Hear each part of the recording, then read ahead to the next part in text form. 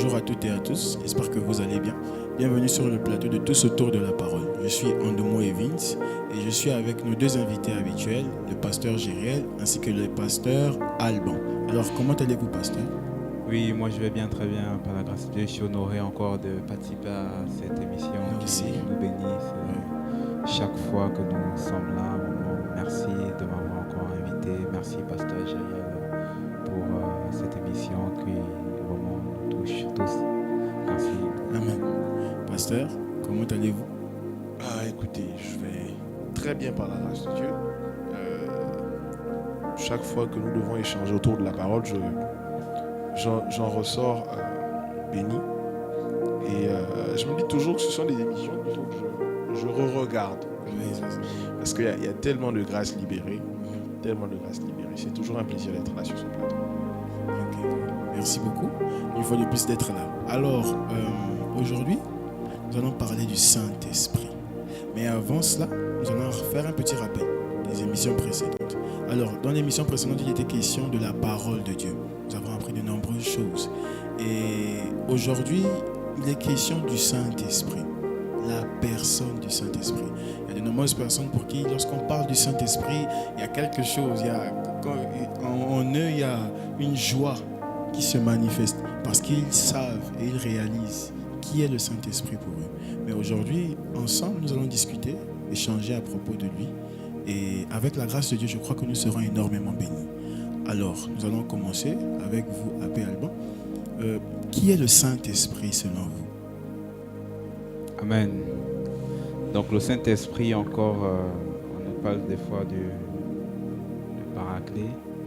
Donc le Paraclétos qui est l'Esprit, le défenseur, qui est l'avocat, qui est contraire de l'accusateur de nos frères. Et le Saint-Esprit est l'élément que le Seigneur nous donne, en fait, parce qu'il nous dit « Je m'en vais vers le Père, mais je ne vous laisse pas seul. » Et d'ailleurs, il permet que son esprit puisse vraiment demeurer en nous, cet esprit qu'il a ressuscité des morts, cet esprit qu'il a enlevé, qu'il a élevé auprès du Père. Et le Saint-Esprit est dans la vie d'un chrétien l'élément essentiel. C'est-à-dire, c'est comme une voiture. S'il n'y a pas le carburant, quelles qu'en soient les techniques qu'on peut faire, ce qui va nous rester seulement, c'est à pousser cette voiture. Mais lorsqu'il y a le carburant à l'intérieur, tout est en forme et que tout est au point, on va voir que la voiture va directement démarrer au quart de tout. Donc le Saint-Esprit est l'élément qui va venir propulser le chrétien à vivre en conformité à la parole de Dieu, à vivre textuellement ce que Christ a vécu, c'est-à-dire qu'il va venir même rappeler en fait toutes les paroles de Christ. Il va venir même nous amener dans le delà, parce qu'il a dit que c'est seul l'Esprit qui sonde le Père. Donc il nous transmet ce que derrière il a du Père en fait. Donc le Saint-Esprit c'est Dieu en fait qui habite en nous et qui demeure en nous. Oui. Amen. Pasteur Gériel, quel est le Saint-Esprit selon vous? Le Saint-Esprit, pour ma part, c'est notre ami. C'est vraiment en fait cette dimension de Dieu qui se lève, qui vit avec nous, qui dort avec nous, qui fait tout avec nous. Et le Saint-Esprit est, pour moi en fait, il est plus qu'une puissance. Souvent les gens le limitent à une puissance, mais c'est une personne. Et je crois qu'en fait, on doit apprendre à le connaître pour pouvoir mieux marcher avec lui. Parce que lorsque le Saint-Esprit est là, le Saint-Esprit est là pour nous conduire à faire la volonté du Père. Oui. C'est vraiment cela dont il est question. Et je crois que si nous sommes souvent hors de la volonté du Père, c'est parce que nous négligeons trop notre relation avec lui. Oui. Et il n'y a pas d'église sans le Saint-Esprit. Il n'y a pas de vie chrétienne sans le Saint-Esprit. Donc, le Saint-Esprit, c'est le gage même de notre vie chrétienne. C'est le gage de ce que nous allons aller dans la cité céleste. C'est vraiment ce gage qui nous rappelle que où que nous soyons, Dieu est avec nous. Et qu'est-ce que je pourrais dire d'autre, si ce n'est dire que le Saint-Esprit nous permet de connaître le Père. Oui. Il nous révèle le Père. Et il y a tellement de défis qu'on a dans la vie chrétienne. Et quand on prie, on dit souvent, oui Père, manifeste-toi. Oui Jésus, j'ai besoin de toi. Et oui, c'est vrai. Mais si on regarde bien, sans le Saint-Esprit, on ne peut même pas prier. Oui. Mais le Saint-Esprit n'est pas considéré, malheureusement, comme on devrait le considérer. Et quand quelqu'un, dans notre vie, ne nous considère pas comme on devrait être considéré, on a tendance à se replier sur nous-mêmes. Et à ne pas faire ce qu'on a la capacité de faire. Voici pourquoi dans les Écritures, c'est l'apôtre Paul, je crois, qui en parle, il dit, n'attristez pas le Saint-Esprit. Oui. Parce que de la même manière que nous, en étant attristés, on fait le choix de ne pas se déployer. Le Saint-Esprit, quand il est attristé, finalement, il est là comme s'il n'était pas là. Alors que le Saint-Esprit, c'est lui qui nous permet de vivre la vie chrétienne. On l'appelle Saint-Esprit. Il n'y a pas de sanctification sans le Saint-Esprit. Et toutes ces choses, lorsqu'elles sont réunies, on comprend en fait que le Saint-Esprit est véritablement le cœur de notre vie. Il est vraiment le cœur de notre vie. Jésus a payé le prix et il a fait la passe au Saint-Esprit. Nous sommes dans l'ère du Saint-Esprit. Et pour pouvoir nous déployer puissamment dans notre vie chrétienne, nous devons nous déployer dans notre relation avec le Saint-Esprit. Amen. Je crois que pour terminer sur cette question, Abraham avait eu à dire que pour lui, Dieu était Jireh, Jéhovah Jireh. Et on a compris pourquoi est-ce que Dieu était pour lui Jéhovah Jireh.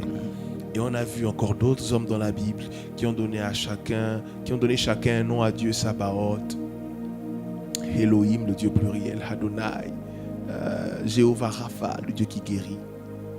Et tout cela a été la conséquence d'une chose, une expérience. L'expérience vécue avec Dieu a emmené chacun de ces hommes à donner parfois un nom ou plusieurs noms au Dieu qu'il avait rencontré au travers de l'expérience. Amen. Et je peux définir le Saint-Esprit dans ma vie, mais je ne pourrais le définir qu'en fonction de ce que j'aurais expérimenté avec lui. Oui. Et je crois que la meilleure manière pour nous de pouvoir décrire qui est le Saint-Esprit, ce serait de nous appuyer, c'est vrai, sur les expériences des autres, mais beaucoup plus sur ceux que nous avons vécus. Ce serait de dire, Saint-Esprit, pour moi, tu es celui qui me console, parce que quand je l'ai rencontré, le Seigneur, j'étais quelqu'un qui était vraiment brisé. Vous voyez, tu es celui qui me rend fort, parce que quand j'ai rencontré le Seigneur, j'étais quelqu'un qui était renfermé sur lui-même. J'étais peureux. Tu es celui qui me révèle qui je suis, parce que Saint-Esprit, quand je t'ai rencontré, je subissais une crise identitaire. Vous voyez un peu. Saint-Esprit, tu es celui-là qui m'emmène à vivre la sanctification. Parce que quand le Seigneur, quand je l'ai rencontré, je vivais dans le péché à outrance, je fumais, je buvais, je me droguais. Et là, pour moi, le Saint-Esprit, c'est celui qui m'a permis de sortir de mes addictions. Est-ce que vous voyez?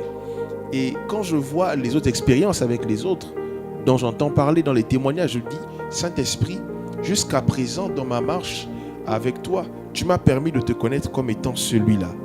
Mais donne-moi de te connaître aussi comme les autres t'ont connu. Oui. Et chaque expérience pour nous révélera chaque facette de cet esprit. Ce serait impossible pour nous de le décrire totalement.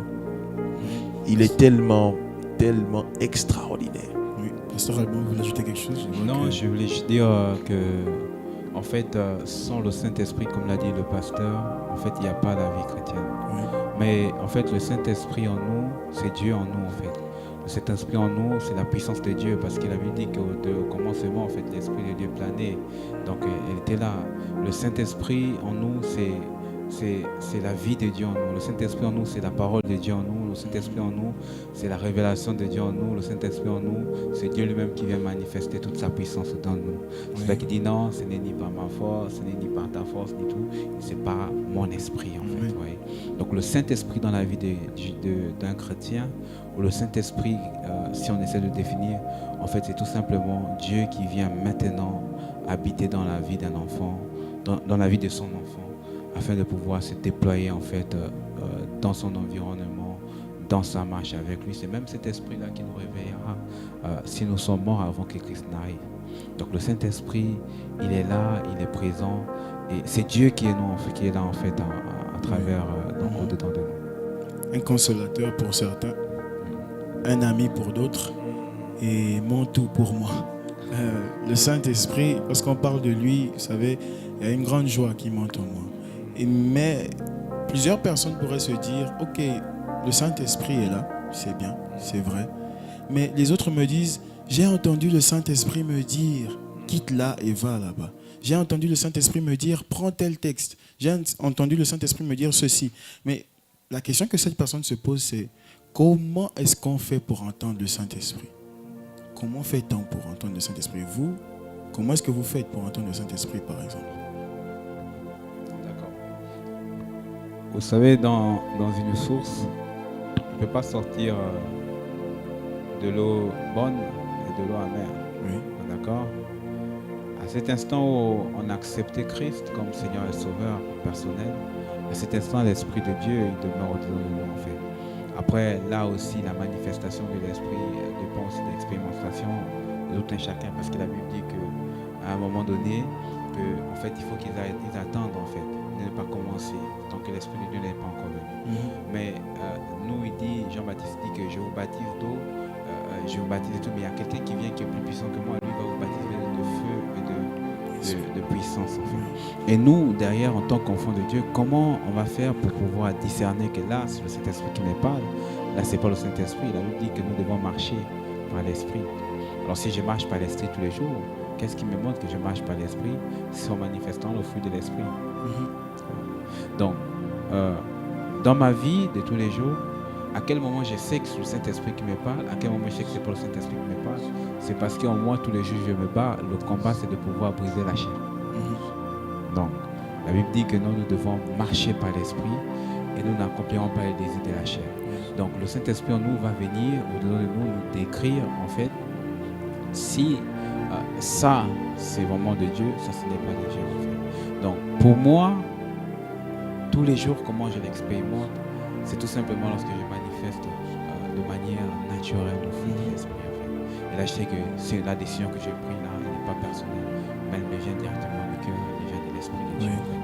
Et ce qui est bien, c'est que, comme la Bible dit, que quand le Saint-Esprit viendra, il ne glorifiera que Jésus, en fait. Tu vois.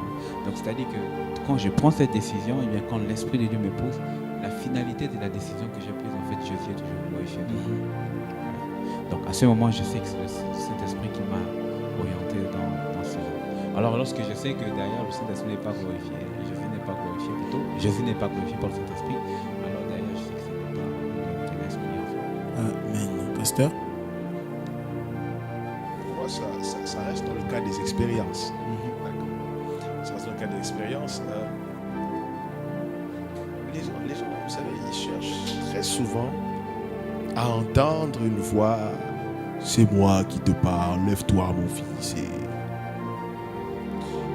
Mais c'est vraiment quand on est bébé spirituel qu'on s'attend à ça et qu'on soupire après ça. Je veux entendre ta voix. Mais plus on grandit avec Dieu et plus la voix de l'Esprit en nous devient évidente. On sait que c'est l'Esprit qui parle. Et au départ, quelqu'un va rencontrer le Seigneur et va se dire ce que le pasteur dit. Ok, on sait. Et moi, je viens de le rencontrer. On m'a dit qu'il est venu habiter en moi. Mais comment je vais faire? Comment je vais faire pour savoir que c'est lui qui me parle? Pour savoir que c'est lui qui te parle, il faut que tu commences à lui parler. Vous savez, le Saint-Esprit arrive dans nos vies. Et quand il arrive, il ne faut pas qu'on se mente, c'est un étranger. D'accord. nous sommes des étrangers parce qu'on se connaît. En fait, lui nous connaît, mais nous, on ne le connaît pas encore. D'accord? Du coup, on doit apprendre à vivre ensemble. Et pour apprendre à vivre ensemble, il faut qu'on passe du temps ensemble. Donc, c'est là, dans les temps que nous allons passer ensemble, que nous allons commencer à remarquer des choses. L'un des signes, parfois, que nous sommes dans la volonté de Dieu, la pensée de Dieu, et c'est là où Dieu nous veut, je l'ai beaucoup expérimenté, c'est que je partais souvent dans la présence de Dieu, dans les temps de jeûne, avec des frères à l'église. Quand j'arrivais au début de la prière, je ne sais pas si ça vous est déjà arrivé, vous arrivez et puis vous sentez que votre corps ne veut pas prier. Exactement. D'accord? En fait, vous sentez que j'ai pas envie de prier. J'ai pas de force. Voilà, j'ai pas de force. Ça En me fait, dit rien. les premiers sujets de prière, ça vous dit rien en réalité. Vous dites, en fait, vous priez machinalement. Ce sont des mots qui sortent de vos bouches, mais en vérité, votre cœur est loin. C'est vrai. Et vous dites, mais qu'est-ce que je fais là? Et au bout d'un certain temps, vous allez vous rendre compte que vous allez chanter un chant, vous allez continuer, parce que c'est une réunion. Si c'était vous-même qui priez à la maison, vous auriez arrêté au bout de 10-15 minutes. Ouais. Voilà. Mais gloire son Dieu, c'est une réunion, c'est pas vous qui décidez. Vous devez attendre la fin. Et après la réunion, elle avance. Et parfois, ce sont des temps où on est en jeûne même. C'est-à-dire, on s'est privé de manger et on a faim. Du coup, parfois, je suis là, j'ai faim. Et je dis, mais j'ai faim déjà, il faut qu'on finisse la réunion vite. Et puis, au bout d'un moment donné, il y a un chant qui est chanté et je me sens coopté par le chant. D'accord? Je sens qu'en fait, je commence à trouver intéressant ce qui se fait. On n'est plus là. Oui. Voilà. Et puis, je chante le chant et pendant que je chante le chant, je me mets à prier sans sujet de prière. Et puis après, je reviens dans le chant. Après, on donne des sujets de prière et puis finalement, je rentre vraiment dans le truc, dans ce qui est en train de se faire. Et après, au bout d'un certain temps, je me rends compte que la fin a disparu. Oui. Ouais. Je ne sais pas si vous l'avez déjà vécu. On voit même Ouais. pas le temps Oui, passer. le temps passe plus. La fin avec laquelle on est rentré, Oui. elle a disparu. Et ça, pour moi, c'est un signe que le Seigneur, que l'Esprit de Dieu approuve et est en train de travailler en moi. J'ai rien entendu, mais je suis quitté de la faim pour le fait d'être rassasié. Cela signifie qu'il y a eu quelque chose qui s'est passé. Donc pour moi, je me dis, ok, c'est bon. L'Esprit a travaillé. Parce que de manière humaine, c'est impossible de pouvoir avoir faim et au bout de quelques minutes, la faim disparaît. Très franchement, ce sont des choses qui sont très très très difficiles à vivre. Et au fur et à mesure, on va avancer. Et puis pendant qu'on est en train de prier, parfois il y a un verset qui vient. Le verset qui vient, c'est pas toi, c'est l'Esprit qui vient de te parler. Oui. Et donc, l'Esprit va utiliser beaucoup de stratégies, beaucoup de techniques. Et au fur et à mesure que vous allez répéter les temps de prière, vous allez vous rendre compte que les choses que vous avez vécues à certains moments dans votre temps de prière vont se répéter. Et c'est à ce moment que vous commencez à comprendre que, ah d'accord, c'est comme ça que le Saint-Esprit me parle. Oui. Parfois, c'est par un sujet de prière qui vient comme ça, soudainement. C'est ça. Parfois, ce sont des textes qui viennent et tout. Parfois, c'est juste une paix qui remplit le cœur. Et La puis joie. après, la joie.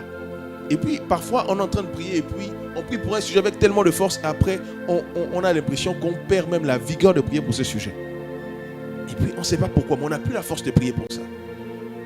En fait, c'est comme si c'était pour dire, ce sujet, il n'est pas important ou sinon, il est déjà réglé. Vous voyez? Et le fait de régulièrement fréquenter la présence du Saint-Esprit, on arrive à comprendre donc comment est-ce qu'il nous parle à nous. Il ne me parle pas à moi comme il parle à l'Abbé Alban ou comme il parle à mon fils dans la foi, Rufin Ndoumou. Il ne parle pas toujours de la même manière. Mais ce que je sais, c'est qu'il parle. Et ce que je veux encore mettre en avant, c'est que le Saint-Esprit se réserve une spécialité dans sa relation avec chacun d'entre nous. Amen. Oui. Oui. C'est toujours quelque chose de spécial. C'est jamais les mêmes choses. C'est jamais les mêmes choses. Il y en a quand on est dans sa présence, tout d'un coup on devient tout calme. Tout calme. Pendant que quelqu'un à gauche ou à droite, ou à ma droite, est en train de s'agiter. C'est le même Saint-Esprit. Mais il est en train d'agiter mon frère. Mais moi, il me rend tout calme. Pendant qu'il y a quelqu'un d'autre, le même Saint-Esprit est en train de permettre à ce qu'il soit allongé. Oui.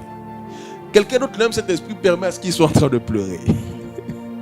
le même Saint-Esprit, même cet esprit permet à ce que quelqu'un ait les mains levées à genoux et en train d'adorer. Mais comment le même Saint-Esprit est en train d'agir, de se révéler à nous de ces différentes manières? C'est parce qu'il se réserve une spécialité pour chacun d'entre nous. Amen. Et c'est pour nous dire, imaginez-vous combien de fois c'est fou. Le Saint-Esprit nous connaît tous. Tous par nos noms et dans les moindres détails. Ouais. C'est extraordinaire. Ce qui fait que le langage qu'il utilise n'est pas le même à chaque fois. Mais c'est à nous de nous rapprocher de lui. De la même manière qu'on a rencontré un ami qu'on ne connaissait pas. Mais en passant du temps avec cet ami, on a appris à connaître qu'il n'aime pas manger ceci, il est allergique à ça. Au fur et à mesure que la relation avance, plus elle s'approfondit, plus ça devient simple. Et après, avec la personne, excusez-moi de prendre tout ce temps, après, avec la personne, en fait, on n'a plus besoin de parler. Mais on communique. C'est vrai. Je crois que les gens, ce qui bloque la plupart des chrétiens, c'est qu'ils disent « Je veux que l'esprit me parle ». L'esprit ne parle pas toujours, l'esprit communique. Oui. Je crois qu'on doit beaucoup plus aborder le fait de la communication. Parce que par un mouvement, par un vent qu'on a ressenti, il vient de communiquer. Amen. Amen. Amen.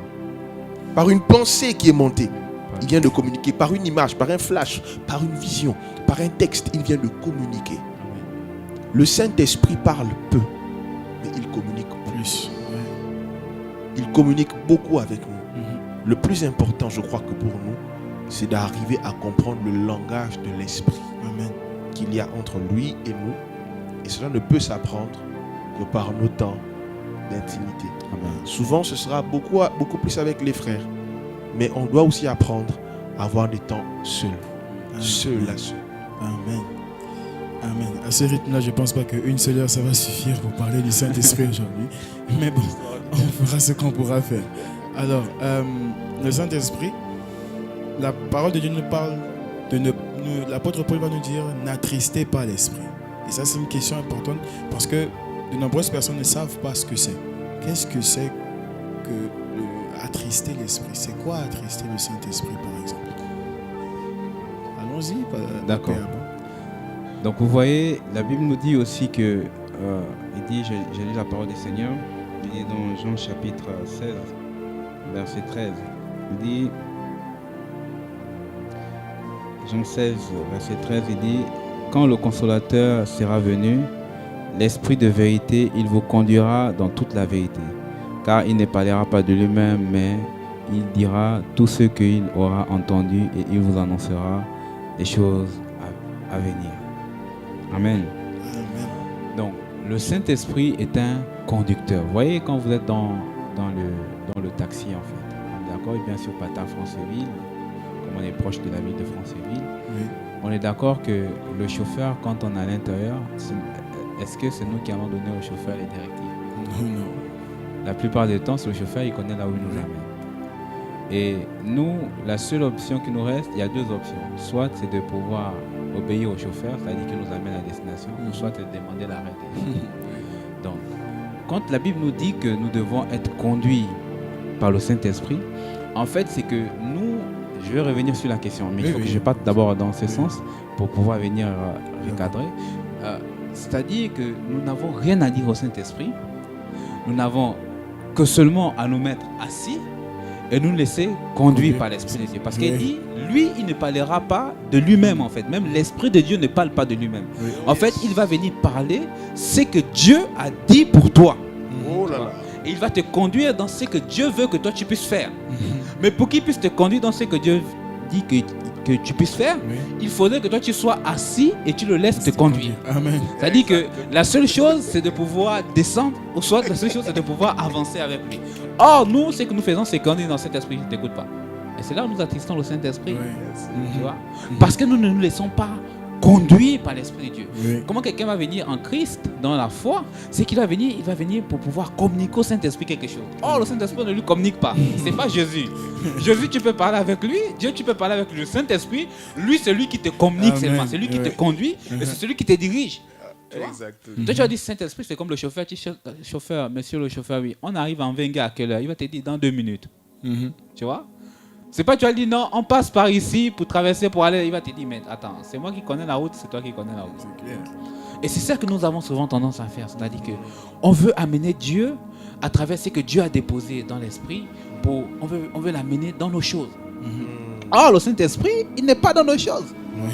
Le Saint-Esprit, il nous conduit dans les choses de Dieu, ce que Dieu a prévu pour nous. Et donc, si nous ne obéissons pas, c'est qu'il attriste parce que c'est comme quelqu'un qui veut venir t'aider. Il a tout ce qui doit t'aider et puis il te regarde en fait, il veut te transmettre la chose. Mais toi, tu es là, tu es perdu en fait. Et qu'est-ce qui va se passer? Il va dire, mais oh, regarde, j'ai amené ce gars-là, j'ai amené des choses de Paris.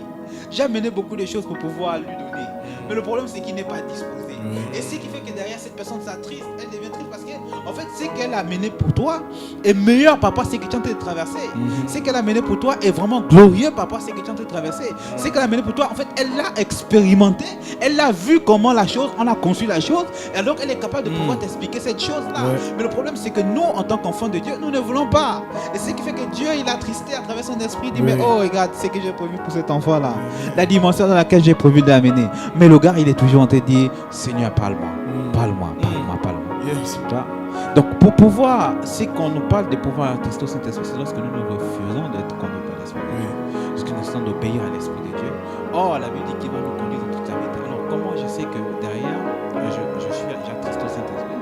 Tout simplement dans mes faits et gestes. La Bible dit que non, même par nos offenses.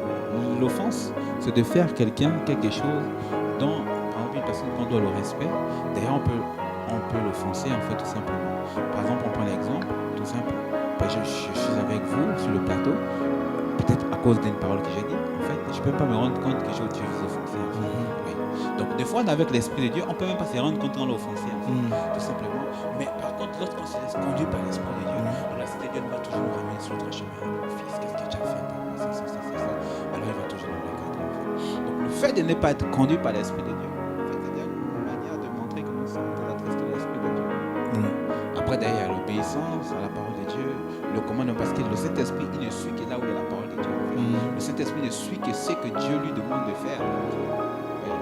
Oh, Jésus, quand il vient, il va se réveiller à nous, il va nous insister, il va nous conduire. Mais l'Esprit de Dieu, lui, ne fait que ce que Dieu lui demande. Comme un chauffeur ne peut que t'amener à la destination où tu lui as demandé d'aller sans que toi tu lui donnes des instructions.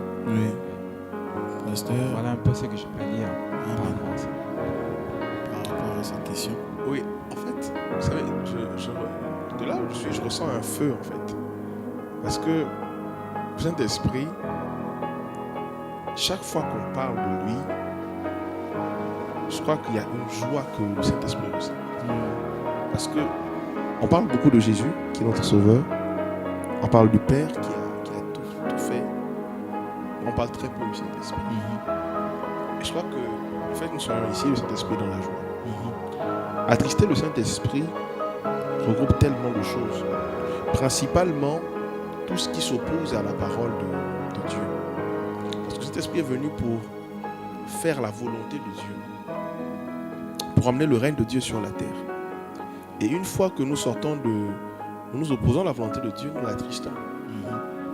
Une fois que nous faisons des choses qui remettent même en question, on doute sa présence en nous, nous l'attristons énormément. Oui. Vous savez, un jour, je me suis retrouvé dans une posture où il fallait que je prenne une décision importante pour ma vie. Et c'était par rapport à l'appel au ministère et par rapport à ma vie professionnelle. Et ce que j'ai fait, c'est que l'Esprit s'est révélé à moi. Il m'avait fait comprendre que ma place était dans le ministère. Mais vous savez, comme vous avez appris, vous ne voulez pas lâcher aussi facilement. Oui, bien sûr, toute la souffrance. Toute la souffrance, vous dites, j'ai fait les études quand même.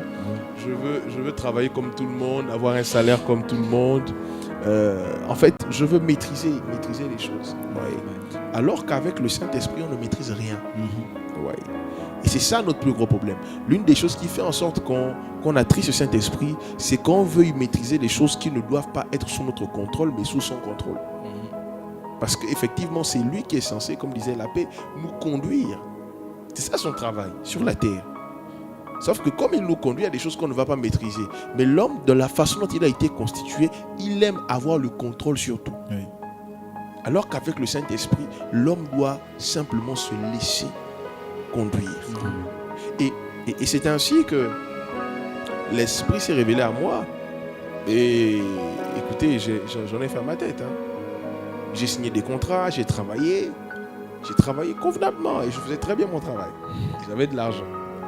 Mais bien aimé, au bout d'un certain temps, vu que l'Esprit de Dieu, lorsqu'on va l'attrister, il y a des conséquences qui vont arriver. Il y a des choses que nous allons subir qui ne seront que les conséquences, sinon la conséquence de notre mauvaise attitude, sinon de notre têtutesse vis-à-vis de l'Esprit. Je vous épargne les détails, mais j'ai perdu mon emploi. Quand j'ai perdu mon emploi, je suis rentré dans une colère vis-à-vis de Dieu parce que je m'étais dit que ce n'était pas juste que les païens puissent en sortir et que moi, qui suis ton fils, que voilà, en fait, tu m'abandonnes comme ça, Seigneur, c'est pas normal. Vous voyez. Et ce jour-là, le Saint-Esprit m'a parlé. Il m'a parlé. Vraiment, il m'a parlé. J'utilise bien le mot parler parce qu'il m'a parlé. Et lorsqu'il m'a parlé, ce qu'il a eu à me dire, ça m'a fait peur et ça m'a mené à comprendre ce texte qui dit « Et mon juste vivra par la foi ». Si ce jour-là, j'avais fait le choix de rejeter la voix de l'Esprit par absence de foi, je ne sais pas à quoi ressemble ma vie. Je ne sais pas encore là où il veut m'emmener. Mais je fais confiance au Saint-Esprit parce que je sais que les projets de Dieu pour moi, comme Dieu s'était révélé à Jérémie, sont largement au-dessus de mes projets pour ma propre vie. Amen. Attrister le Saint-Esprit, c'est véritablement aller à l'encontre de ce que Dieu veut pour moi. Et aussi, l'autre chose, c'est que le Saint-Esprit, lorsqu'il est avec nous, on doit apprendre à lui faire confiance. C'est-à-dire, on ne doit pas se focaliser sur nos capacités, mais se focaliser sur ses. Quand on s'appuie sur nous-mêmes pour vouloir faire quelque chose, cet esprit est là à côté, il nous regarde. Et puis on va à gauche, à droite, on ne consulte pas l'esprit. Le fait de prendre des décisions dans sa vie sans consulter l'esprit, c'est attrister le Saint-Esprit. Il y a beaucoup de personnes, ah tiens, moi je crois que je dois voyager, je dois faire. Est-ce que tu as consulté le Saint-Esprit pour ce voyage? Regardez un peu, aujourd'hui les jeunes parlent beaucoup de gourmands. Les gourmands que nous enchaînons ne sont que la conséquence du fait que nous, en tant qu'enfants de Dieu, nous attristons le Saint-Esprit. Amen. Le Saint-Esprit ne va jamais, au grand jamais, nous envoyer dans une relation qui aura pour but de nous détruire. Oui. Ça n'a pas de sens. Soit il est là pour nous conduire dans la vérité, et la vérité, c'est ce qu'il y a de bon pour nous. La vérité peut faire mal, mais elle ne nous détruit pas, elle nous construit, elle nous bâtit. Les relations amoureuses dans lesquelles peut-être on se lance sont difficiles et nous détruisent, c'est parce qu'en réalité, ce n'était pas dans la volonté du Saint-Esprit. On n'a pas consulté le Saint-Esprit, on a attristé le Saint-Esprit, et c'est terrible de le dire, mais je vais insister dessus. Pourquoi les chrétiens, j'aimerais un peu qu'on puisse discuter, excusez-moi, c'est vrai que c'est vous qui posez des questions, mais j'aimerais qu'on discute un peu dessus. Pourquoi les chrétiens, une fois qu'on parle de relations amoureuses, on prend le Saint-Esprit et on le met de côté? Pourquoi ça en fait? C'est la question qui est posée. La question est posée. Pourquoi ça un peu pourquoi? Non, je pense que après, ça dépend de la marche avec le Seigneur en fait. Vous voyez, comme moi j'ai eu à apprendre à avoir ma foi, j'ai demandé à Dieu tout simplement de me donner une bonne femme. Je n'ai pas mis Dieu de côté parce que dans Jérémie j'avais lu le verset qui me disait que malheur aux enfants incrédules qui commencent des projets sans souci le Seigneur. En fait. Ils vont en Égypte pour demander les forces en fait. Et derrière beaucoup de situations amoureuses, même pas des situations, parce que même nous, on va même parler de situations amoureuses, mais en fait, on n'a pas de situations amoureuses. La Bible dit que Christophe, ceux qui sont, je parle des célibataires bien sûr, ceux qui sont célibataires, en fait, ils ont été fiancés à Christ. Donc, tant que Christ ne t'a pas donné l'autorisation de partir à gauche, chalon, bah derrière, ça t'a été. Mais je pense que derrière, il y a trop de sentiments qui jouent en fait. Ouais. Et ce qui fait que comme on n'a pas assez de la maturité spirituelle pour pouvoir juger, pour dire que Saint-Esprit, aide-moi tant que tu ne me parles pas par rapport à cette personne, par rapport à ceci, derrière,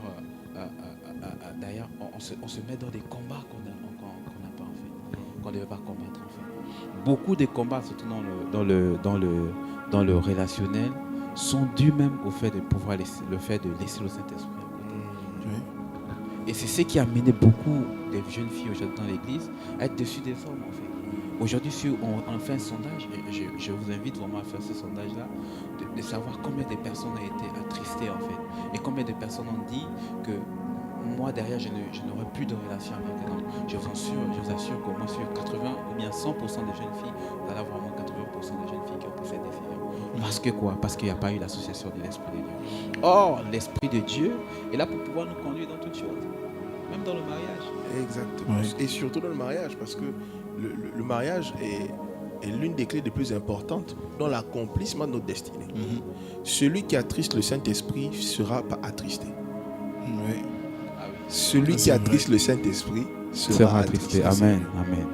On ne peut pas attrister le Saint-Esprit et vivre dans la joie. Amen. Celui qui attriste le Saint-Esprit finira par être attristé. Ouais. My God, merci pour la révélation. L'Esprit me dit ceci, c'est que, en fait, si nous voulons être heureux, nous devons chercher à rendre le Saint-Esprit heureux. C'est ça. Car notre joie est répandue dans nos cœurs. La joie du Seigneur est répandue dans nos cœurs par le Saint-Esprit. Ouais. Donc, celui qui cherche à faire la joie du Saint-Esprit finira lui-même par être heureux. C'est ça. Mais celui-là qui va par ses actions, par ses décisions, mettre en avant ses sentiments, mettre en avant ses sensations, mettre en avant la chair, finira par être attristé. Parce que dans le processus, il aura attristé le Saint-Esprit. Alors que le rôle du Saint-Esprit, c'est de répandre la joie dans nos cœurs. Mais comment répandre la joie dans un cœur qui a été attristé, qui nous a attristés? C'est pour cela que je crois que le fait d'attrister le Saint-Esprit est l'une des pires choses qui puisse arriver pour un chrétien. Ouais. Parce que c'est celui, nous attristons celui qui est censé nous défendre, qui est censé nous conduire, qui est censé être notre conseiller. Comment quelqu'un va aller signer un contrat de travail sans avoir consulté le Saint-Esprit? C'est dangereux. Vous savez, dans cette histoire d'attrister le Saint-Esprit, le diable se joue très souvent les rusés. De toute façon, il est rusé.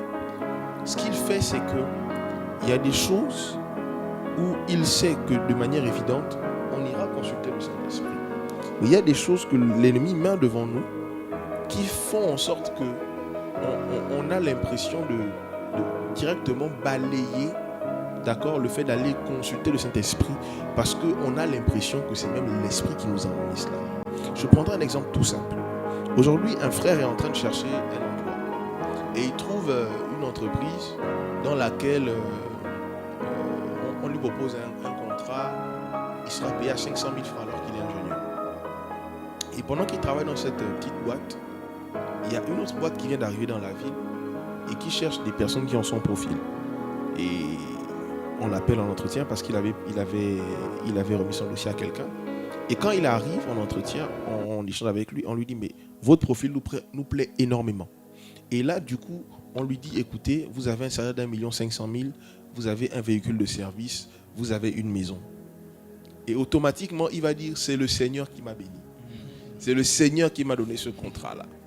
Mais ce qu'il oublie, c'est qu'en fait, le poste qu'on va lui donner est un poste où il aura tellement de responsabilités qu'en vérité, il ne pourra être à l'église qu'un dimanche dans le mois et il ne pourra plus vraiment être au rayon de semaine. Il sera plongé dans le travail. Et lui, il se dira, c'est le Seigneur qui m'a béni. Il ne consultera pas le Saint-Esprit. Il va démissionner de la petite boîte où il était. Il va aller signer le contrat de 1,5 million avec véhicule de service, maison de fonction. Ce qu'il ne sait pas, le Saint-Esprit lui a déjà donné un signal rouge pour dire attention, ne signe pas ce contrat. Mais lui, comme il a mis en avant ses ambitions personnelles, qu'est-ce qui va se passer? Au bout de 5 mois, ou d'1 an, d'accord, ou de 2 ans, cette boîte va tomber en faillite. Oui. Et quand cette boîte tombe en faillite, il perd tout. Et quand cette boîte tombe en faillite, ce qu'il ne sait pas, c'est que la boîte dans laquelle il était La personne qui a pris son poste devient maintenant le directeur d'agence. Et en tant que chef d'agence, la boîte aussi a grandi parce qu'elle a de gros marchés. En tant que chef d'agence, le nouveau chef d'agence a maintenant 3 millions de salaire. Il a un véhicule de fonction. Il a une maison de fonction. Et il a droit à beaucoup plus d'avantages. Et celui qui est chef d'agence, dans l'année, il a droit à 3 voyages à l'étranger par rapport aux formations et tout. Et donc, au finish, il reviendra vers le Saint-Esprit qu'il aura refusé d'écouter 2 ans plus tôt. Le Saint-Esprit, lorsqu'il nous oriente, il nous oriente en faisant tous les calculs scientifiques possibles, tous les calculs célestes possibles, et parce qu'il sait qu'en passant par ce chemin-là, nous allons arriver là où nous devons arriver. L'Esprit de Dieu ne nous amène pas là où on veut arriver, il nous amène au-dessus de l'endroit là où on veut arriver. Yes. Et ce qui fait que lorsqu'on attriste le Saint-Esprit, notre finalité, ce sera la tristesse, les lamentations. Pourquoi? Et nous allons revenir à ce jour-là où nous aurions dû consulter, où nous aurions dû écouter le Saint-Esprit, mais où nous avons fait le choix d'écouter notre chair. Amen. Comme quoi, il y a des promotions auxquelles il faut dire non. Il y a des opportunités auxquelles il faut dire non. Alors, nous allons continuer.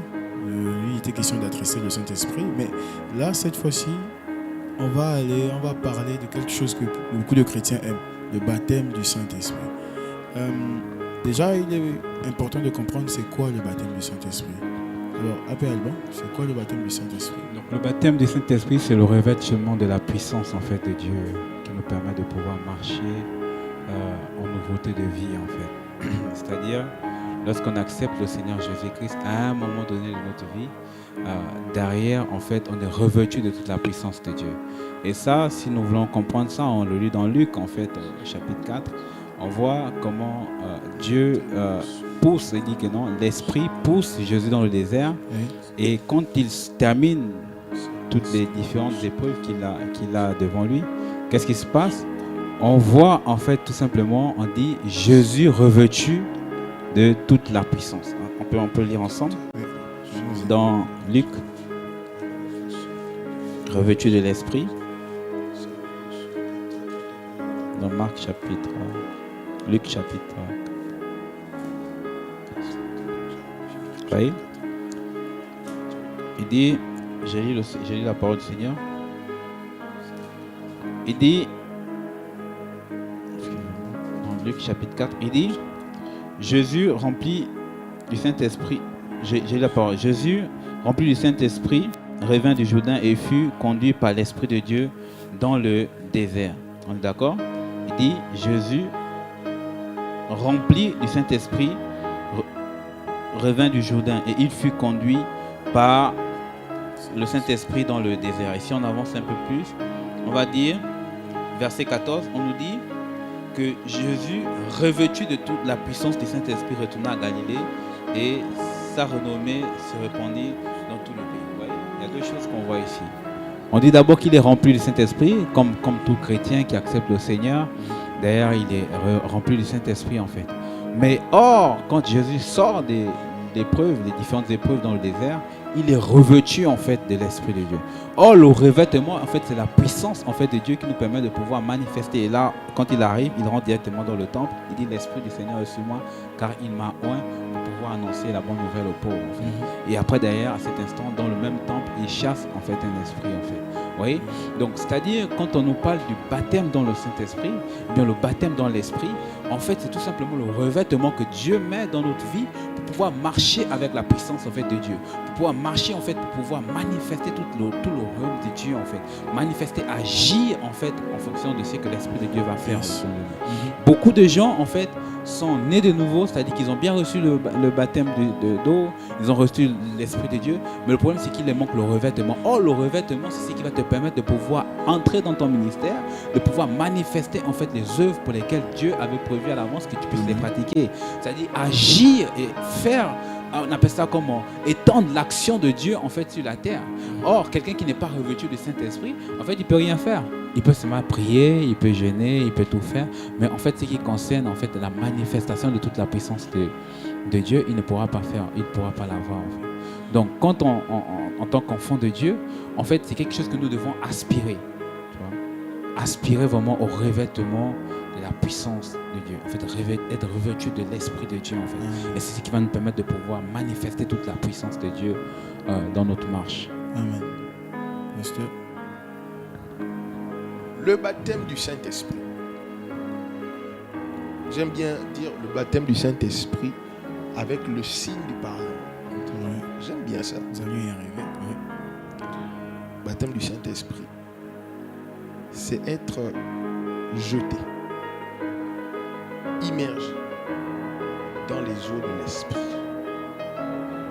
Et lorsque nous sommes plongés à l'intérieur, vous savez, si vous plongez un objet dans de l'eau, avant d'être plongé dans l'eau, il était sec. Mais quand il entre dans l'eau, il se mouille. Et ce que j'aime, c'est que lorsque l'objet est plongé dans l'eau, il ne se mouille pas que de l'extérieur. Il est aussi mouillé de l'intérieur. De ce fait-là, le baptême du Saint-Esprit fait en sorte que nous soyons plongés dans les eaux de l'Esprit. Par l'extérieur, nous pouvons constater qu'il y a des mouvements au niveau de notre corps. Mais ce que nous ne savons pas, c'est que l'intérieur vient aussi d'être affecté par les eaux de l'Esprit. Et c'est dans la suite des événements que nous allons nous rendre compte que cette eau qui nous avait touché de l'extérieur était aussi entrée à l'intérieur. Et elle va commencer à déclencher en nous des choses qui vont nous amener à comprendre que nous sommes rentrés dans quelque chose de puissant. Le Saint-Esprit, le baptême du Saint-Esprit est, je l'appellerais un baptême de puissance. Parce qu'en réalité, une fois que nous l'avons vécu, nous rentrons dans des choses beaucoup plus sérieuses. D'un point de vue spirituel, oui.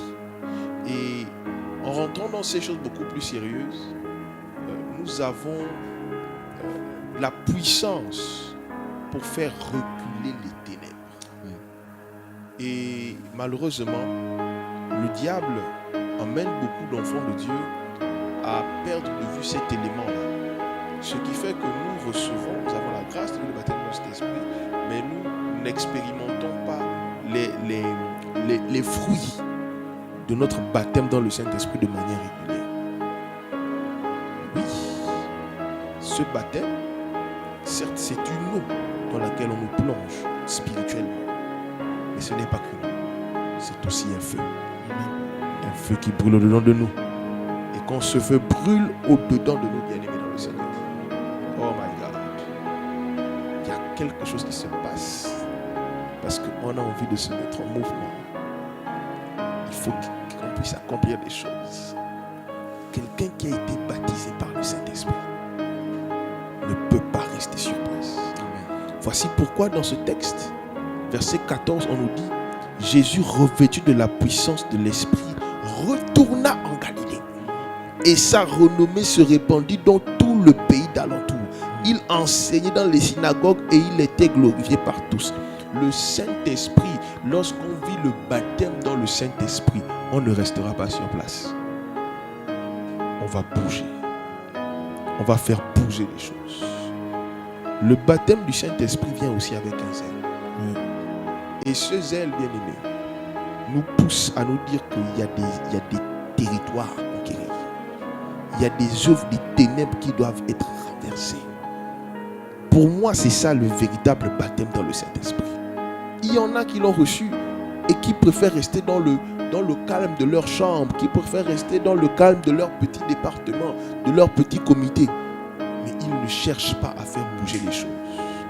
Celui qui est enflammé par le Saint-Esprit cherchera à enflammer d'autres personnes.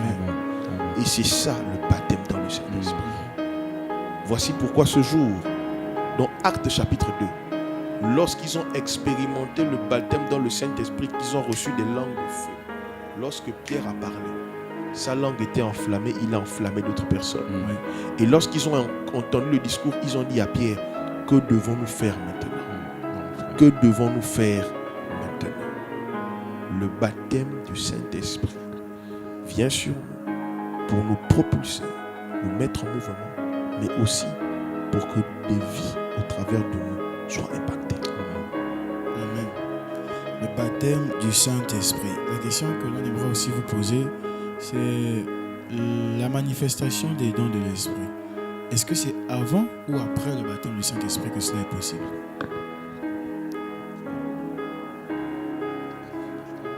Alors, est-ce que les dons de l'Esprit peuvent se manifester avant ou après le Saint-Esprit? Il faut que nous puissions faire une différence entre le fait de recevoir le Saint-Esprit et vivre le baptême du Saint-Esprit. Lorsque j'ai parlé du baptême du Saint-Esprit, j'ai parlé du fait d'être plongé dans l'eau. Celui qui accepte le Seigneur Jésus-Christ dans sa vie comme son Seigneur et son Sauveur personnel, dès cet instant T, reçoit la personne du Saint-Esprit dans sa vie.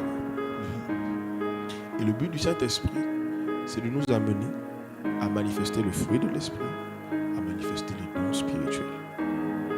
Et est-ce que la Bible me retrouver le texte des dons spirituels, 1 Corinthiens 12? Oui. Est-ce que tu peux le dire? J'ai lu la parole du Seigneur, 1 Corinthiens 12, verset 4. Il y a la diversité des dons, mais le même esprit. Diversité de ministères, mais le même Seigneur. Diversité d'opérations, mais le même Dieu qui opère en tous.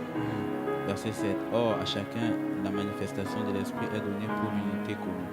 En effet, à l'un est donné l'Esprit une parole de sagesse, à un autre une parole de connaissance, selon le même esprit, à un autre la foi par le même esprit, à un autre le don de guérison par le même esprit, à un autre le don d'opérer les miracles, à un autre la prophétie, à un autre le discernement des esprits, à un autre la diversité des langues, à un autre l'interprétation des langues. Un seul et même esprit opère toutes ces choses, le distribuant à chacun en particulier comme il le... Alors, on parle ici des dons spirituels. Les dons spirituels nous sont accordés par le Saint-Esprit. Lorsque nous le recevons, dans notre marche avec le Saint-Esprit, il va nous donner progressivement les dons spirituels. Sauf que l'apôtre Paul dit, aspirez aux dons qui sont meilleurs. Ce qui fait que les dons du Saint-Esprit ne sont pas conditionnés par le baptême dans le Saint-Esprit, mais sont conditionnés par le fait que nous puissions aspirer à ces dons-là. L'apôtre Paul ne dit pas respirer. Respirer signifie inspirer. Donc on reçoit et après on rejette. Mais l'apôtre Paul dit aspirer. Quand on aspire, c'est pour conserver. Et donc l'apôtre Paul nous emmène à comprendre que celui qui aspire au don spirituel aura une certaine soif du Saint-Esprit. Et à ce moment, le Saint-Esprit va libérer en lui un certain type de don spirituel. Ça n'a rien à voir avec le baptême du Saint-Esprit. Ça a tout à voir avec la relation d'abord que nous avons avec le Saint-Esprit. Et ça va se manifester de plusieurs manières. J'ai vu des personnes qui ne parlent pas en d'autres langues mais qui chassent les démons. J'ai vu des personnes qui ne parlent pas encore en langue mais qui sont capables de pouvoir te donner une parole de sagesse, même pendant une prédication. Déjà, pour être capable de pouvoir prêcher, il faut avoir un certain don. Oui. J'ai vu des personnes qui ne parlent pas encore en d'autres langues. Mais quand ces personnes agissent dans l'église, parce que la libéralité est un don, il arrive à donner, mais vraiment parce qu'il a compassion. Ou encore, il arrive à donner facilement. C'est un don qui vient de l'Esprit. Sauf que quand le Saint-Esprit nous permet d'expérimenter le baptême dans le Saint-Esprit, le baptême dans le Saint-Esprit vient pour amplifier les dons spirituels que nous avons. C'est un feu qui vient pour amplifier, emmener ce que nous avons comme don spirituel à monter dans une autre dimension. Et à ce moment-là, nous allons nous rendre compte que nous pouvions exploiter les dons que nous avons déjà, mais d'une autre manière. Avec beaucoup plus de puissance, avec beaucoup plus de force. Voici pourquoi celui qui n'a pas encore expérimenté le baptême dans le Saint-Esprit ne va pas atteindre un certain niveau dans la manifestation des dons spirituels. Il sera bloqué. Il y a une barrière qu'il ne pourra pas franchir. Il faut ce baptême-là pour amplifier les dons de l'Esprit et rentrer dans une autre dimension de la manifestation des dons de l'Esprit. Donc, les dons spirituels ne sont pas conditionnés par le baptême. ils sont conditionnés par le fait de recevoir le Saint-Esprit. Et j'avoue aussi que le fait que le baptême du Saint-Esprit, nous puissions le vivre, il nous accorde aussi, il vient aussi encore avec d'autres dons que nous n'avions pas avant. Amen. Un Père Albert. Amen. Il faut bien qu'on fasse bien la différence entre les dons de grâce et encore les talents, ou encore les dons qu'on appelle les qualités en fait, et faire la différence avec les dons spirituels. Donc les dons de grâce, c'est Dieu qui te les donne de manière naturelle. On est d'accord? Quelqu'un qui est là comme ça, il sait cuisiner, et il y a d'autres garçons qui ne savent pas cuisiner. C'est un don que Dieu lui a mis dans la cuisine en fait. Ça c'est un don de grâce. C'est-à-dire Dieu donne à ses enfants et il la donne à tout le monde, pas seulement les chrétiens. Même les païens aussi ils ont des dons. Par exemple, on peut voir quelqu'un qui arrive à l'église et puis lui, tout le monde prie dans la même église, mais lui, quand il ouvre les yeux, il regarde au plafond, il voit toujours les luminaires qui sont éteints. Il va venir voir le pasteur, il va dire « Pasteur, voilà, moi j'ai l'impression que l'église est mal entretenue, voilà, les luminaires sont... » C'est un don que Dieu lui a donné de manière particulière pour pouvoir veiller sur le matériel du Seigneur. Mais les dons spirituels, ce sont les dons de l'esprit. C'est-à-dire que qui dit don spirituel, dit don de l'esprit. C'est-à-dire que ça n'appartient qu'au Saint-Esprit. Et pour que ça n'appartient qu'à ceux qui ont reçu l'Esprit de Dieu en fait. Oui. C'est-à-dire que le païen en d'autres termes n'a pas de dons spirituels. Vous voyez? C'est comme quand on a un ordinateur, on est d'accord que les données sont stockées à l'intérieur. Ce sont mes données, ce sont les données de l'ordinateur. On est d'accord? Je mets mes photos à l'intérieur, je mets tout dedans, je mets des programmes. Si je veux l'utiliser, je dois juste aller consulter l'ordinateur pour pouvoir prendre ce qu'il y a à l'intérieur. Oui. Donc c'est-à-dire que le Saint-Esprit en nous, il stocke ses dons en nous. Au moment où il veut opérer, à ce moment, il va venir ressortir le don qu'il donne de toi pour pouvoir opérer dans l'église en fait. Par exemple, s'il s'agit de la guérison, quelqu'un qui est malade dans l'église, mais s'il s'agit de donner une parole de connaissance, bien une parole de sagesse en fait. Donc moi, ce que j'ai à faire, c'est que l'ordinateur doit seulement être allumé et doit être fonctionnel. C'est-à-dire que moi, en tant qu'enfant de Dieu, né de l'esprit, né de Dieu, ce que j'ai à faire, c'est de pouvoir entretenir ma vie bien et correctement pour que l'esprit de Dieu puisse continuer à manifester sa puissance en moi. Yes. C'est-à-dire que quand nous ne vivons pas une vie en conformité avec l'Esprit de Dieu, il est très difficile de pouvoir manifester les dons spirituels. Donc les dons spirituels seront stockés au-dedans de nous et l'Esprit de Dieu viendra les utiliser. C'est pour ça que, comme il a dit, pour prêcher, il faut un certain don, une certaine posture en fait. Par exemple, l'homme de Dieu, il va préparer son message ici. Or, Dieu, dans sa manifestation, c'est que dans le message qu'il a prévu, c'est qu'il y a une personne qui doit être guérie aujourd'hui. Alors, il va regarder dans l'église, l'Esprit de Dieu. Il va dire que c'est ce frère-là à qui je dépose le don de guérison. Alors ce frère, quand il va venir toucher la personne est directement guérie. Or le pasteur, il a prêché sur la guérison, mais c'est quelqu'un d'autre qui vient manifester la guérison par l'esprit. Donc quand on dit don de l'esprit, ou bien don spirituel, en fait c'est tout simplement ceux qui sont baptisés, ceux qui sont revêtus de l'Esprit de Dieu qui peuvent derrière manifester ces dons. C'est-à-dire que sans le Saint-Esprit, il n'y a pas de dons spirituels. Et c'est ce qui fait la différence entre les dons de grâce que tout le monde peut pratiquer, tout le monde peut faire ce qu'il aime faire. C'est-à-dire que quelqu'un peut être là toute la nuit, comme on a notre frère qui nous fait ici le studio. C'est-à-dire qu'il peut être toute la nuit en train de chercher à comprendre comment le logiciel fonctionne pour qu'il expérimente quelque chose de nouveau pour venir mettre dans la caméra pour que l'image soit correcte. Mais en ce qui concerne l'Esprit de Dieu, c'est différent. C'est-à-dire que c'est le Saint-Esprit lui-même qui vient activer les dons qui sont dedans de nous. Sans la vie de l'Esprit ou sans vraiment l'obéissance à l'Esprit de Dieu, les dons spirituels ne se manifesteront pas. Mais par contre, si moi je n'ai pas besoin derrière de formation pour être dans la caméra, mais il suffit d'avoir le temps de manifester, vraiment chercher comment ça fonctionne. Et puis derrière, la personne dans les technologies, toutes les nouvelles technologies, il comprend. C'est un don. Par exemple, quelqu'un qui joue la musique. Vous allez voir, quelqu'un, il n'a jamais forcé, j'ai mon fils. On lui a acheté la batterie, il s'est tapé la batterie. Il sait que ça c'est la grosse caisse, il sait qu'il doit taper un rythme en fait. Alors que moi le pasteur Israël, je suis en train de me tourner les doigts et c'est dans la trentaine que je suis en train d'apprendre la basse. C'est un don particulier que lui a en fait, qui fait que lui il peut jouer il peut jouer les instruments en fait. C'est le don de grâce que Dieu lui a donné de pouvoir manifester. Or les dons de l'esprit c'est différent. Donc ceux qui sont revêtus de l'Esprit de Dieu et qui marchent en conformité, qui sont conduits par l'Esprit de Dieu, en fait ils n'ont pas du mal à manifester les dons de l'Esprit. Parce que le Saint-Esprit sait à quel moment il faut les utiliser. Parce que c'est là qu'il vient stocker ses dons en fait. Donc si nous derrière nous voulons vivre vraiment cette vie d'expérimentation avec le Saint-Esprit, nous avons juste à pouvoir tenir notre vie en règle et en conformité. Et là derrière ce qui va se passer, c'est qu'on verra derrière comme le Seigneur Jésus-Christ lui-même, il a manifesté tous les 9 dons spirituels. Que ce ce soit les paroles de l'homme, ça c'est dit par contre une personne qui n'a jamais péché, tout le monde attendait d'autres choses. C'est sûr que oui. Et quand il voyait les démons, il chassait. Et quand il voyait ses filles, il guérissait. Il parlait. C'est ça. Parce que lui, en lui, il était le réservoir où l'Esprit de Dieu se manifestait, Dieu lui-même en fait.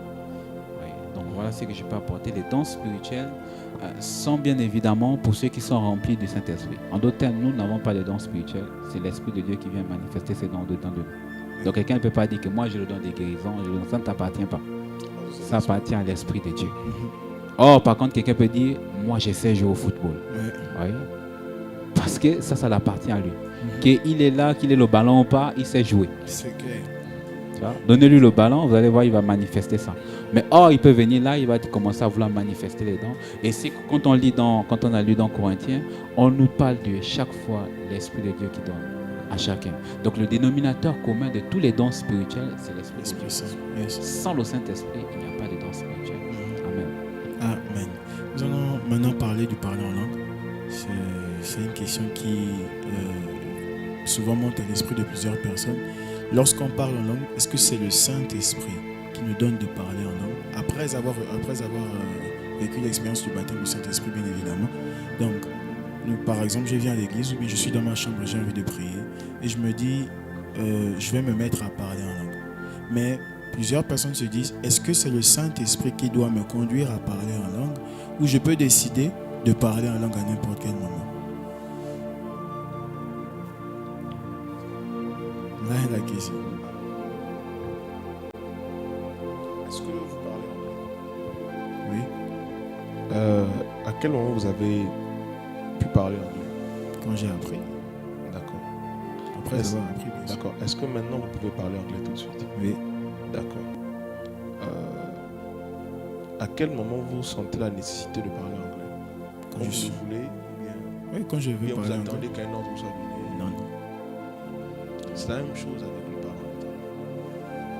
Vous savez, quand le Saint-Esprit met à la disposition des choses que nous devons utiliser, nous devons bien les utiliser. L'apôtre Paul a dit aux Corinthiens que je parle en langue ici pour tous. Et on veut souvent se limiter dans notre relation avec le Seigneur. Et c'est pour cela que quand on prie, on trouve parfois qu'on prie, que cette personne prie beaucoup. Non, mais le frère l'a pris beaucoup. Alors la sœur l'a pris beaucoup. Mais lorsqu'on lit le livre de Luc, on parle de la transfiguration. Et quand on nous parle de la transfiguration, on nous dit, quand Jésus a commencé à prier, les disciples étaient éveillés. Mais quand il s'est transfiguré, eux, ils dormaient. Donc imaginez-vous pendant combien de temps Jésus a prié pour arriver jusqu'à la transfiguration. Ça veut dire qu'il avait prié pendant plus de 5 heures de temps. Parce qu'il a tellement prié que les disciples se sont dormis. Et c'est au travers de la puissance relâchée par cette prière que la transfiguration s'est produite. Ça veut dire que je ne vais pas attendre que le Saint-Esprit me donne un top pour dire que prie en langue.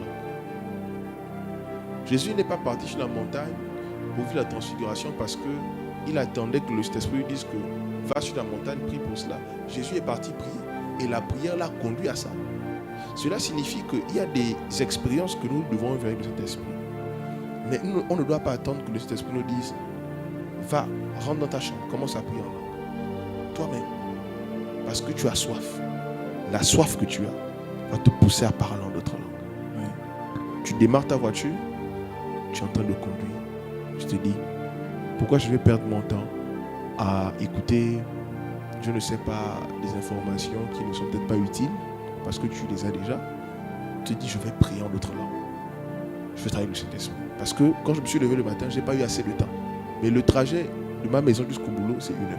Je vais parler en d'autres langues. Et tiens-toi bien, que chaque fois que tu vas parler en d'autres langues, tu es en train de télécharger des informations spirituelles dans ton esprit. Oui. En fait, celui qui parle en langue est en train de se recharger. Amen. Tu recharges les batteries de ton esprit. Et tu verras que durant toute la journée, ton esprit sera en éveil. Et celui donc qui se dit, je vais attendre que l'Esprit me dise de parler en d'autres langues. Oui, il y a des moments où l'Esprit vient nous dire, c'est le temps, il nous pousse à parler en d'autres langues. Mais il se privera de certaines grâces. Il se privera de certaines choses. Alors que nous savons ce que le parlant en langue est capable de faire, nous devons nous battre pour que chaque fois que nous en avons l'occasion, nous devons parler en notre langue. Oui. Regardez notre téléphone. Notre téléphone, lorsqu'on le charge, il peut tenir la charge pendant 2 jours. Ça dépend encore de la batterie. Mais plus la batterie vieillit, plus il faut charger le téléphone régulièrement pour que la charge puisse tenir. Lorsque la batterie est faible, il y a des applications qui ne fonctionnent plus dans le téléphone. Les mises à jour ne fonctionnent plus, l'appareil photo ne peut plus fonctionner, le flash ne fonctionne plus. Je crois qu'il y a même un niveau là où les vidéos, on ne peut plus les regarder, ou même passer des appels parfois, je ne sais pas trop, mais il y a beaucoup d'applications, et qui sont des applications importantes qui ne fonctionnent pas. Pourquoi? Parce que le téléphone est déchargé. Et il y a des chrétiens qui font parfois des jours entiers sans prier et sans prier en notre langue. En réalité, nous sommes comme ces téléphones-là. Lorsqu'on prie, on est rechargé. Et quand on est rechargé, il y a des dons spirituels qui peuvent facilement être déployés, qui sont actifs. Mais plus on fait des jours sans prier, plus des dons spirituels se désactivent. Ils n'arrivent plus à fonctionner convenablement. Pourquoi? Parce que la batterie est faible. Et chaque fois qu'on prie en langue, on est en train de recharger les batteries de l'esprit. Amen.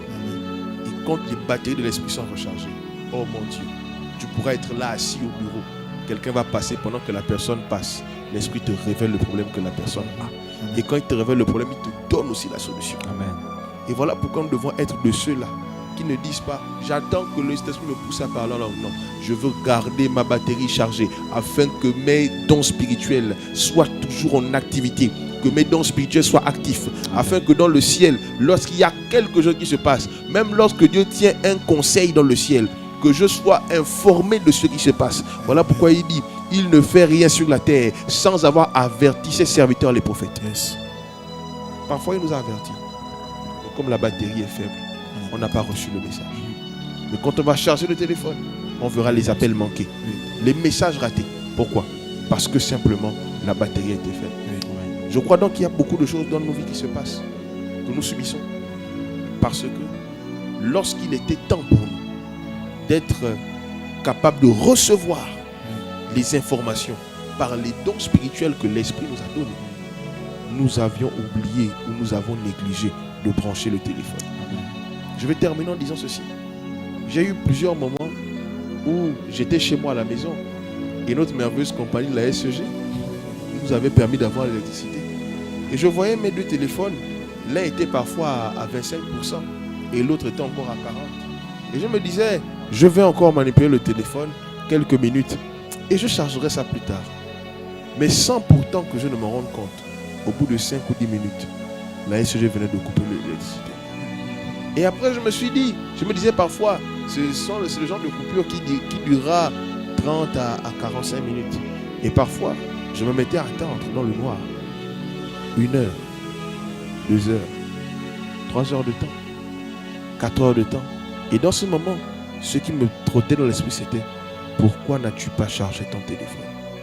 Et pendant que je me plaignais, la batterie des 2 téléphones ne cessait de descendre. Mais alors que la batterie se vidait, j'avais besoin d'utiliser mes téléphones. J'étais obligé de les utiliser tout en sachant que dans quelques minutes, le téléphone certainement allait s'éteindre. J'allais être injoignable. Et s'il y avait un problème, je n'aurais rien pu faire. Et lorsque le courant revenait, ma première réaction était de chercher à aller brancher le téléphone. Et au travers de ce genre d'action, c'est pour nous dire que lorsque l'ennemi veut parfois frapper, il ne va pas attendre que nos batteries spirituelles soient pleines.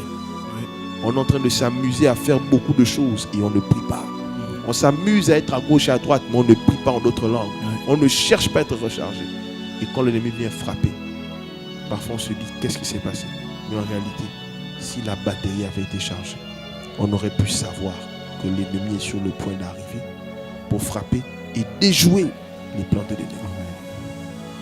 Pasteur Alban. Non, le pasteur Jaël l'a très bien interprété, mais je veux juste dire que le parler en langue en d'autres langues plutôt est un des signes de la manifestation de l'esprit qui habite en nous en fait. Et aussi comprendre que lorsque nous parlons en langue, en fait, nous parlons directement à Dieu, comme on l'a dit dans une de nos émissions ici, mais aussi savoir que en fait, le parler en langue est aussi une forme de louange. Parce que la Bible dit que nous disons des merveilles à Dieu. En fait, ouais. Et je pense que celui qui va le faire par l'esprit, qui va le faire pousser, inspiré par l'esprit, même qui va décider de le faire dans son chemin de tous les jours, il est en train de louer, il est en train d'honorer Dieu, il est en train d'élever Dieu, il est en train de magnifier Dieu. En fait, notre vie, en fait, et aussi, on doit le faire. Et comme je disais dans l'émission précédente, il faut comprendre qu'il y a un homme de Dieu qui est tellement puissant, il a donné ce conseil-là. Il a dit de parler au moins une fois dans la journée, au moins 1 heure en anglais. Et c'est ce qui a fait que ça a bouleversé tout son ministère. Et le conseil que je peux donner aujourd'hui, c'est vrai que peut-être aujourd'hui tu n'as pas encore expérimenté le parler en langue, mais la Bible dit d'aspirer en fait. Et en aspirant, comme peut-être si tu auras l'occasion de regarder une des autres émissions, on a parlé de la prière en fait. Aspire au parler en langue dans la prière, commence à prier, et Dieu va te revêtir. Quand je suis venu à Christ, il s'est passé presque 2 ou 3, 4 mois comme ça, je n'avais pas reçu en fait, mais j'aspirais, je demandais.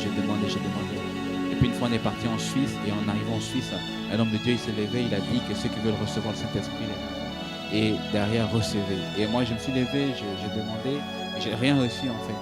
Et en allant dans les toilettes de cet immeuble dans lequel on était, j'ai vu un vent qui est venu, qui a soufflé vers l'entrée de la fenêtre, et derrière j'étais totalement rempli en fait de cet esprit-là.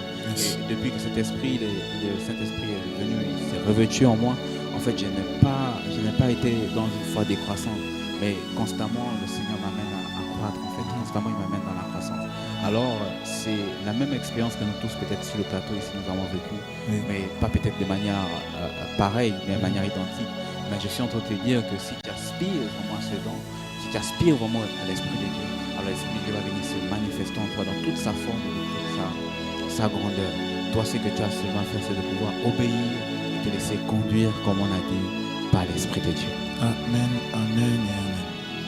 Alors, juste par rapport à ce que Père Alban disait tout à l'heure, il disait que lorsqu'il a expérimenté le baptême dans le Saint-Esprit, il était dans la salle et il a vu les autres tomber. Mais lui, il n'est pas tombé. Les autres parlaient en langue, les autres prophétisaient. Et il se disait, il était attristé, il se disait, mais comment moi aussi j'étais debout, j'ai prié, j'étais concentré, mais j'ai rien reçu. Et c'est quand il s'est dirigé vers les vestiaires que là-bas, quelque chose s'est passé. J'aimerais dire à quelqu'un qui nous regarde ce soir, je ne sais pas si c'est le matin qu'on regarde ou en soirée, mais j'aimerais dire à quelqu'un qu'il y a souvent un temps de latence entre l'instant où nous recevons des dons et l'instant où ces dons se manifestent. Il y a des moments où nous sommes dans le culte et nous sommes assis, le pasteur est en train de prêcher et il dit maintenant reçois ta guérison et toi tu n'as rien ressenti. Ou il t'a dit maintenant reçois la capacité d'enfanter, tu n'as rien ressenti, aucun frisson, rien de toutes ces choses. Il te dit reçois maintenant la capacité d'ouvrir une entreprise ou d'avoir, je déclare que tu es prospère au nom de Jésus. Et tu ne sens rien de particulier. Il te dit maintenant recevez de nouveaux dons spirituels. Les gens tombent autour de toi mais tu ne ressens rien. Mais sache que ce n'est pas parce que l'autre a reçu en s'agitant ou en recevant ou en ressentant quelque chose que comme toi tu ne t'es ni agité, tu n'as ni ressenti quelque chose que tu n'as rien reçu. L'Esprit travaille toujours de manière spéciale avec chacun d'entre nous. Amen. Et sache que il y a des choses, toi qui me regardes, qui sont en toi que tu as reçu, ça fait des mois ou depuis des années. Tu transportes ça, mais tu ne sais pas que tu as ça. Tu me regardes actuellement, mais tu n'as jamais ressenti ton estomac. Pourtant, ton estomac est à l'intérieur de toi. Mais si on ouvre ton ventre, on verra ton estomac et tu le verras. Sache que ce que l'Esprit de Dieu a mis en toi, si tu soupires simplement, tu ne vas pas recevoir, mais le don que tu as reçu va se manifester. Amen. Je crois donc qu'il y a des choses que nous recevons Mais parfois, ces choses-là, pour qu'elles se manifestent, elles prennent un certain temps. Et je sais qu'avec le Saint-Esprit à l'intérieur de nous, qui est notre allié, je sais que le temps arrivera où nous allons être dans un temps de prière intense et où le don qui est à l'intérieur de nous va se manifester. Il y a des gens qui disent qu'ils n'ont jamais prophétisé, mais ils ont déjà reçu la capacité de prophétiser. Excusez-moi de le dire, mais je pense que toute personne qui a reçu le don de l'esprit a la capacité de manifester tous les dons de l'esprit. Pas en même temps, mais selon que le besoin se fera ressentir. Amen. Alors, nous sommes malheureusement arrivés au terme de cette émission. Nous n'allons pas vous laisser comme ça. Il y a certainement quelqu'un parmi vous qui nous regardez. Vous avez perdu votre intimité avec le Saint-Esprit. Vous savez, nous avons parlé de beaucoup de choses. Du parler en langue, du don de l'Esprit, du baptême du Saint-Esprit. Mais tout ça ne découle qu'une chose, l'intimité. La Bible dit qu'ils étaient dans la chambre haute, en train de persévérer dans la prière. C'est-à-dire qu'ils étaient en train de soupirer après Dieu, soupirer après la promesse. Et c'est ce que vous voulez certainement. Vous voulez reconstruire cette intimité avec le Saint-Esprit. Vous voulez rebâtir cette relation avec lui. Nous allons prier pour vous. Nous allons élever nos voix. Et nous allons prier pour vous tous là qui avez besoin d'une reconnexion véritable avec le Saint-Esprit. Besoin d'un nouveau vent, d'une nouvelle relation. Pour cela, le pasteur va élever sa voix et il va prier pour chacune de ces personnes.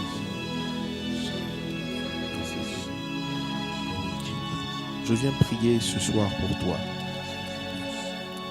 Toi qui as perdu ta vie de prière. Toi qui as perdu la force de jeûner. Toi qui as perdu ta capacité à manifester les dons spirituels. Je viens prier afin que le Saint-Esprit que tu as rencontré et que tu as reçu dans ta vie se manifeste et te dérange. Qu'il te dérange dans ta chambre. Qu'il te dérange durant ta journée. Qu'il y ait en toi une soif terrible qui se déclenche maintenant alors que je suis en train de prier. Et que cette soif te pousse dans ta chambre. Que cette soif te pousse dans une retraite. Que cette soif te pousse dans un temps de jeûne. Que cette soif te pousse dans un temps de prière. Que cette soif te pousse dans la communion fraternelle avec les frères. Et que cette soif te conduise à retrouver le feu que tu as perdu. Alors que je suis en train de prier, que ce feu tombe sur toi. Que ce feu tombe sur toi. Que ce feu de la prière tombe sur toi. Que ce feu tombe de la prière tombe sur toi. Que ce feu tombe sur toi. Afin que tu sois à nouveau revêtu de puissance. Que tu sois à nouveau revêtu d'onction. Et que tu sois capable de manifester le feu de l'esprit et les dons de l'esprit comme tu n'as jamais eu à manifester cela. Le Saint-Esprit est réel. Il est plus réel que ton pied. Il est plus réel que ta chambre. Il est plus réel que ta télévision. Plus réel que ton téléphone. Car avant toutes ces choses, le Saint-Esprit existait déjà.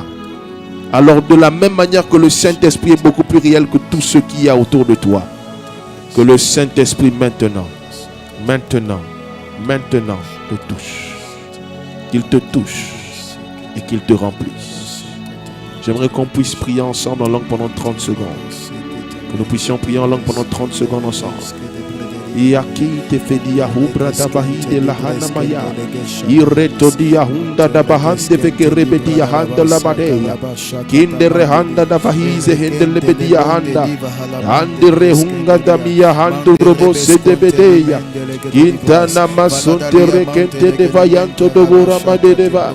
Indere que se tele matuda malafaya tele de liade Eliatoria de lidalia do rabash de levelia kada. Saint-Esprit, ramène ces cœurs perdus à toi. Ramène ces cœurs brisés à toi. Ramène ces cœurs qui ont perdu leur flamme. Que ce feu revienne et qu'il soit beaucoup plus intense que par le passé. Dans le nom de Jésus. Saint-Esprit, glorifie Jésus. Glorifie Jésus. Glorifie Jésus. Amen. Nous bénissons le Seigneur encore puisqu'il renouvelle un feu dans votre vie. Et nous vous disons au revoir et à la prochaine pour le prochain épisode.